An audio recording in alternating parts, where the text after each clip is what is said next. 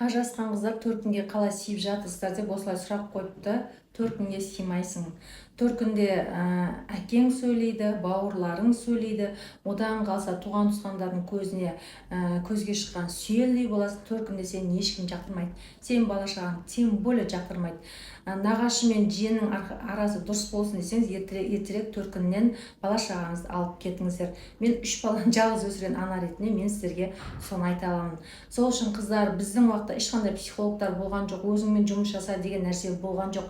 Біздің заманда психологтар ол үлкен қалаларда ғана және ондайларға элитадағы адамдар ғана баратын. Ал қазір психологтар көп. Ажырасқаннан бұрын көп айтады, психологтардың бәрі ажырастырып жатыр деп. Оның бәрі өтірік.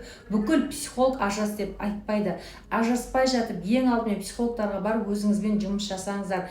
Ажырасып, 2 баланы, 3 баланы өсіру әйел адам үшін өте қиын.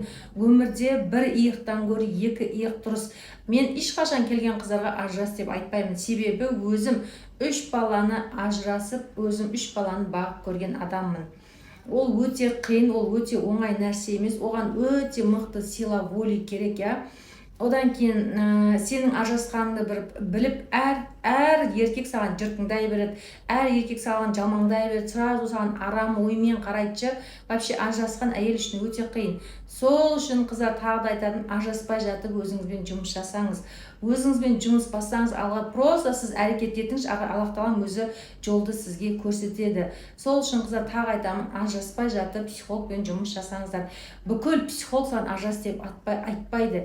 Ешқандай психолог саған ажырас деп айтпайды. Ешқандай психолог саған совет бермейді. Шешімнің бәрін шығару өзіңіздің қолыңызда. Бірақ психологқа барғаннан кейін сіз жеңілдеп қаласыз. Миыңыздағы көп нәрсе, проблемалар шешіледі. Миыңыздағы әрбір нәрсе өзінің пазлмен орнына түседі. Өте көп жеңілдік болады сізде. Енеңізге, күйеуіңізге айта алмаған нәрсенің барлығын психологқа айтып жеңілдейсіз. Ішіңіз босайды.